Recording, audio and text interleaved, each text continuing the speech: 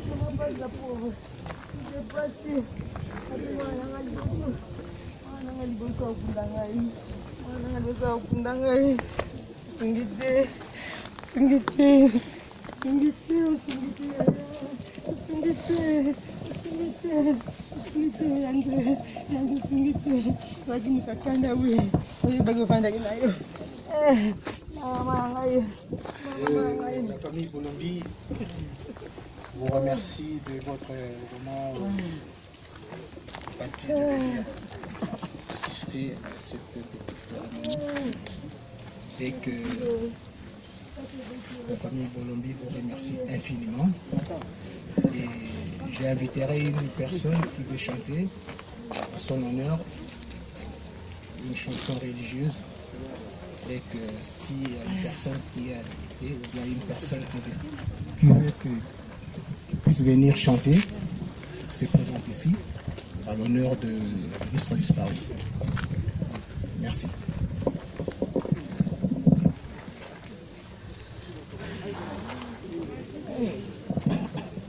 Une personne, s'il vous plaît. Approchez-vous, s'il vous plaît. Vous êtes très loin là-bas. S'il vous plaît, approchez-vous.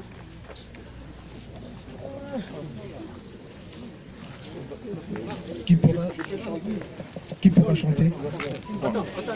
Prends le micro.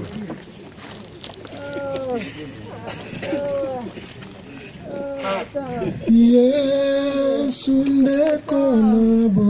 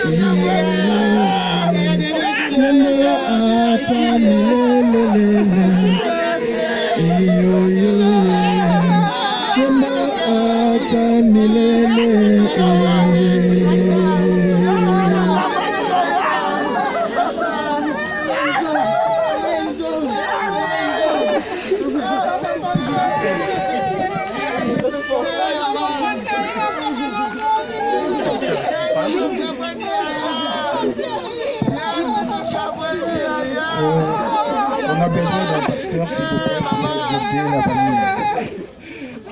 Et pour nous donner la prière avant que nous puissions aboutir.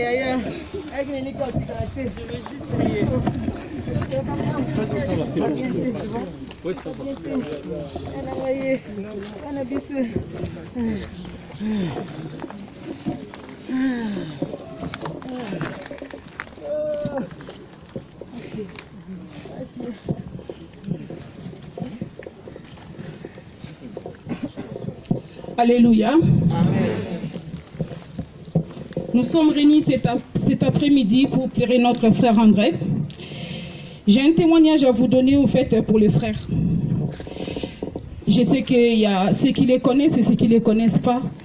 Moi, ça fait plus de 25 ans que je connais les frères André. Les frères s'est converti au christianisme. Je l'ai enseigné le Seigneur Jésus-Christ. Je l'ai montré comment prier. Donc, j'ai foi au Seigneur Jésus-Christ et je sais qu'il aura une place auprès de lui. Nous allons partager dans le livre de Luc 12, à partir du verset 15 jusqu'au verset 21. Je lis la parole du Seigneur au nom de Jésus-Christ. Puis il leur dit, gardez-vous avec soin de toute avarice, car la vie d'un homme ne dépend pas de ses biens. Serait-il dans l'abondance? Et il leur dit cette parabole. La terre d'un homme riche a rapporté. La terre d'un homme riche avait beaucoup rapporté. Il raisonnait en lui-même, disant, que ferai-je, car je n'ai pas de place pour remplir, car je n'ai pas de place pour rentrer ma récolte. Voici, dit-il, ce que je ferai, j'abattrai mes greniers, j'en bâtirai de plus grands, j'y amasserai toute ma récolte et tous mes biens. Et je dirai à mon âme, tu as beaucoup de biens en réserve pour plusieurs années. Repose-toi, mange, bois et réjouis-toi. Mais Dieu lui dit, insensé, cette nuit même ton âme te sera redemandée. Et ce que tu as préparé pour qui sera-ce? Il en est ainsi de celui qui amasse des trésors pour lui-même et qui n'est pas riche pour Dieu. Amen. Bien-aimés, nous venons d'entendre les paraboles des riches insensés. Au fait, ces riches, il avait beaucoup d'argent, il avait beaucoup amassé, il avait beaucoup travaillé comme toute autre personne parmi nous. Nous travaillons beaucoup, nous amassons beaucoup de richesses pour dire voilà, je prendrai ma retraite, je ferai cela. Cet homme a amassé beaucoup d'argent.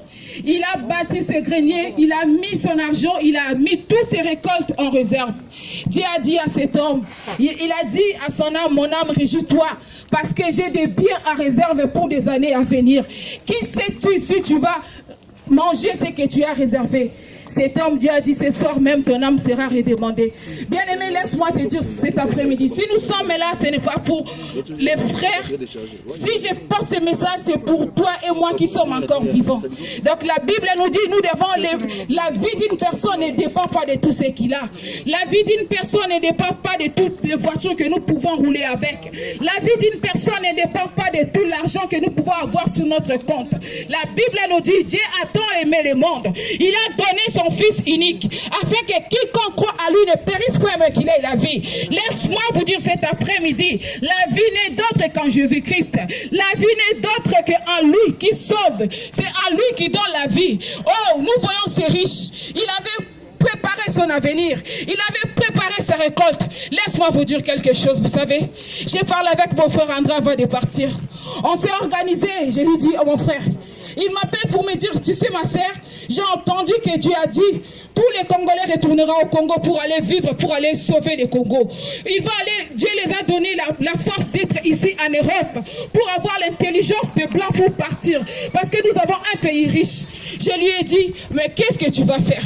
Vous savez, laisse-moi vous dire, il avait un projet. Laisse-moi vous dire, mon frère André avait un projet. Moi aussi, on a partagé, mais aujourd'hui, Dieu n'a pas permis que son projet puisse se réaliser. Mais toi, tu es là cet après-midi. Toi, tu es là à bonne santé. Peut-être que tu es venu ici pour montrer tes habillés. Moi, tu es bien habillé. Peut-être que tu es là, tu es venu pour montrer ta belle voiture. Peut-être que tu es là pour montrer que tu as beaucoup d'argent. Mais laisse-moi te dire, ces riches qui avaient beaucoup amassé, ces riches qui avaient beaucoup récolté, il s'est dit, je vais me réjouir les années à venir. Je vais garder mon argent. Je vais profiter de ma retraite. Bien-aimé, qu'est-ce que tu en sais? La retraite, c'est entre les mains du Seigneur. Quelqu'un d'autre travaille et une autre personne va manger. C'est comme ça la vie. C'est ce que le roi Salomon a dit. Il y a un temps pour tout. Il y a un temps pour ramasser. Il y a un temps pour pleurer. Il y a un temps pour se réjouir. Nous sommes en ce moment pour pleurer. Mais bien-aimé, regarde-toi. La vie ne finit pas ici. Ce que nous voyons dans ces cercueils, ce n'est que le corps. La Bible dit, vous êtes poussière, vous retournerez dans la poussière. Le corps physique va retourner dans la poussière. Mais où sera ton âme après l'enlèvement? Où sera ton âme après d'être enterré sur la terre? Oui, nous mourrons tous, bien sûr. Un jour, chacun de nous mourra.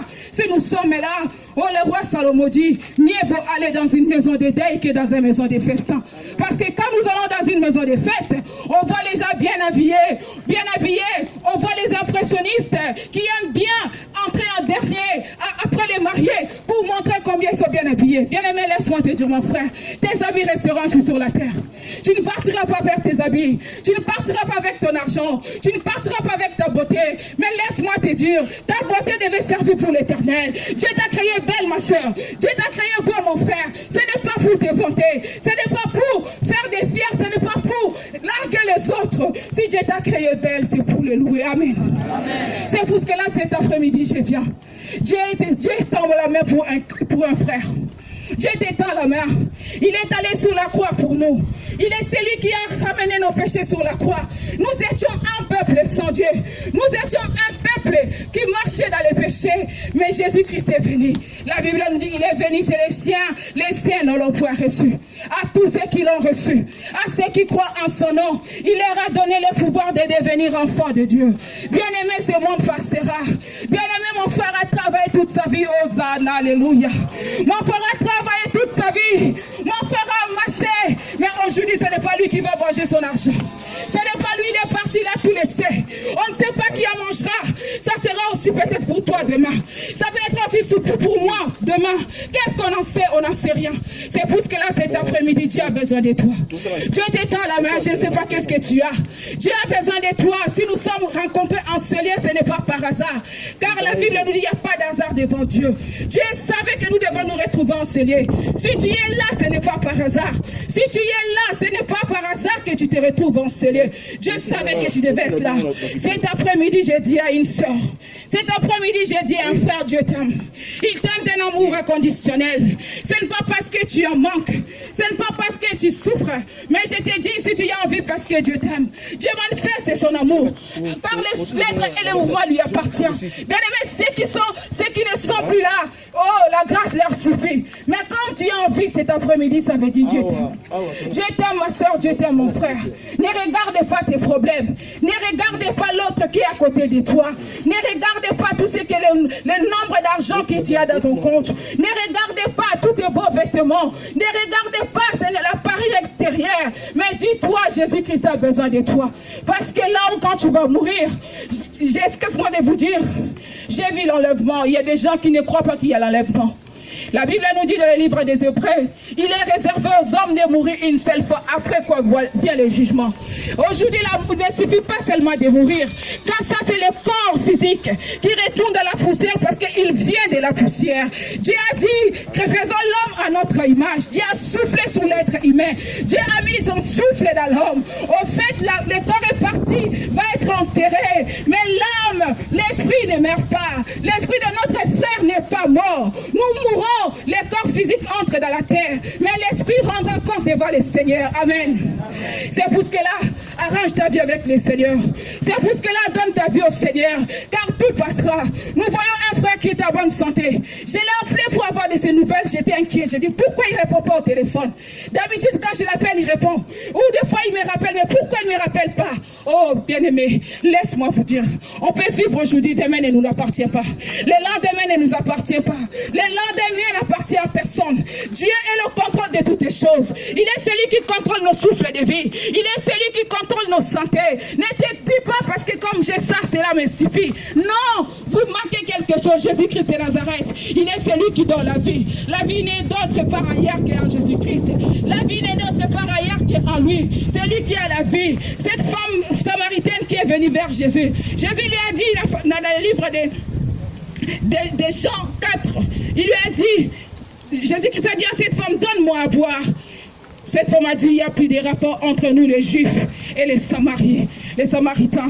Jésus a dit à cette femme, si tu connaissais les dons de Dieu, si tu connaissais la personne qui t'a demandé à boire, c'est toi qui aurais dû me demander à boire. Jésus-Christ est l'eau de la vie. En dehors de lui, il n'y a pas la vie. Cet après-midi, je parle à quelqu'un cet après-midi. Je ne sais pas quel est ton problème. Je ne sais pas où est ton cœur. Mais Jésus-Christ te dit maintenant, il a besoin de toi. Il t'étend la main. Il t'étend la main. Peut-être que tu es malade là où tu es. Peut-être que tu as peur de la mort. Mais dis-moi, l'apôtre Paul disait, la mort c'était gain. Pour un enfant de Dieu, la mort c'est un bénéfice. Mais ceux qui n'ont pas le Seigneur, la mort c'est une punition. Mais quand tu as le Seigneur, c'est pour ce que là, pour ne pas avoir la peur de la mort, tu dois croire au Seigneur Jésus-Christ. Il est le seul qui peut nous sauver. À lui nous avons la vie. À lui nous avons la vie éternelle. Lui qui est venu sur cette terre. La Bible nous dit, il est venu, c'est les siens et les saints ne l'ont pas reçu. Mais à tous ceux qui l'ont reçu, oh, quelle grâce! Dieu nous aime tellement, il nous a envoyé son Fils. Lui qui a souffert pour nous, lui qui est allé sur la croix. Nous sommes là en train de se lamenter. Nous sommes là, nous souffrons dans nos maladies. Nous sommes là, nous souffrons de vivre dans ces pays. Nous courons, nous sommes stressés. Il y a ceux qui meurent à cause du stress. Mais laisse-moi te dire, Jésus-Christ est dans la main. Jésus-Christ veut te sauver. Jésus-Christ t'aime d'un amour inconditionnel. Il y a peut-être ton mari t'a quitté. Tu as eu la déception des hommes. Peut-être ta femme t'a laissé. Tu t'es dit, oh l'homme. Mais laisse-moi te dire cet après-midi, l'homme déçoit. L'homme qui est fidèle, c'est Jésus. L'homme qui est fidèle, c'est Jésus. Il t'étend la main cet après-midi. Il t'étend la main. Il t'étend la main, Jésus-Christ de Nazareth, il veut te sauver. Oh oui, nous sommes là pour pleurer notre frère.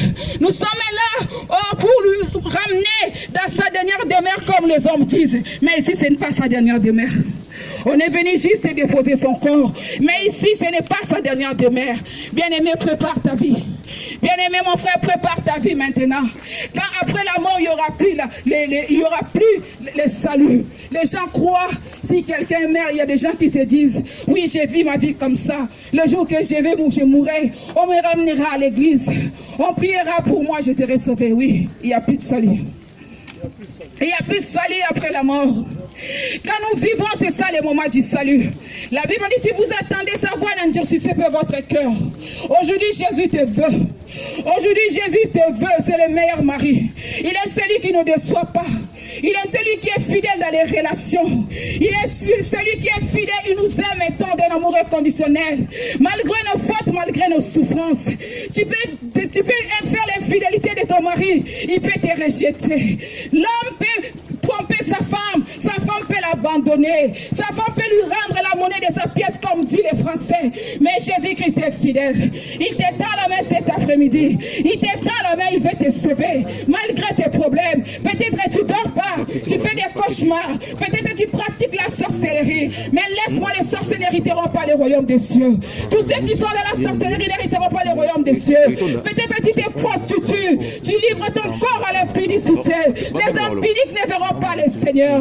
Dieu a besoin de toi, il t'étend la main. Jésus-Christ t'étend la main cet après-midi. Jésus-Christ t'étend la main, oh ma soeur, mon frère. Jésus-Christ t'aime d'un amour inconditionnel. S'il était parti sur la croix, ce n'est pas à cause de lui. Il vivait dans sa gloire à côté de son Père. Il avait toute l'autorité, toute la dignité. Mais il a dit, papa, envoie-moi. Qui j'enverrai-je?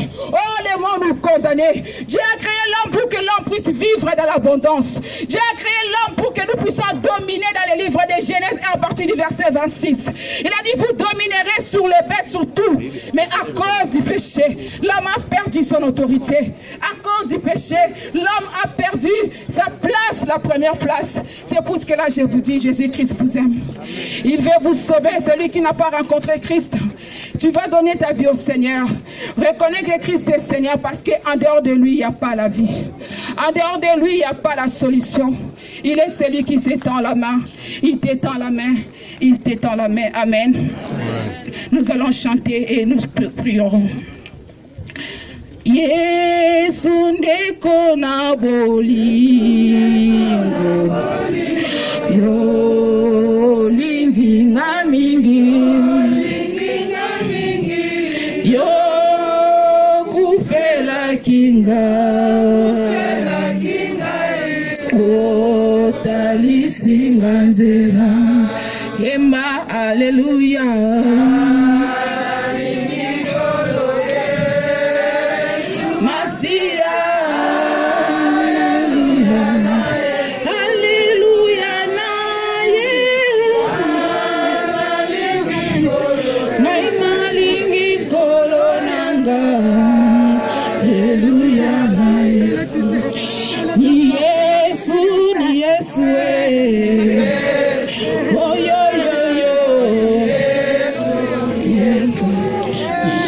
Yesu uzima, Yesu Mungu Baba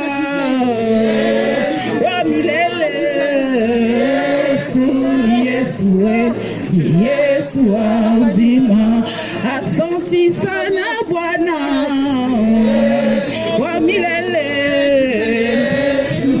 Yesu Yesu, oh ni Yesu mkombozi wa milele,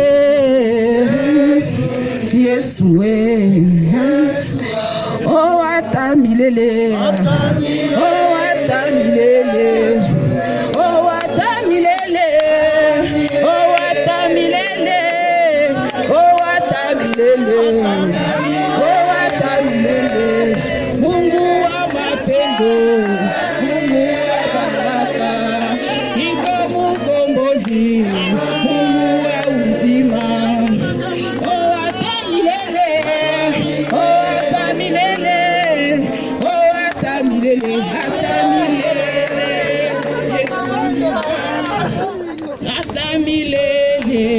Yesu ni Bwana.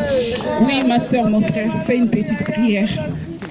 Fais une petite prière parce que tu ne sais pas ce qui peut arriver quand nous sortirons d'ici. Le temps ne nous appartient pas. Le présent, c'est à nous. Mais ce qui arrivera une minute après, ça appartient au Seigneur. Fais une petite prière dans ton cœur.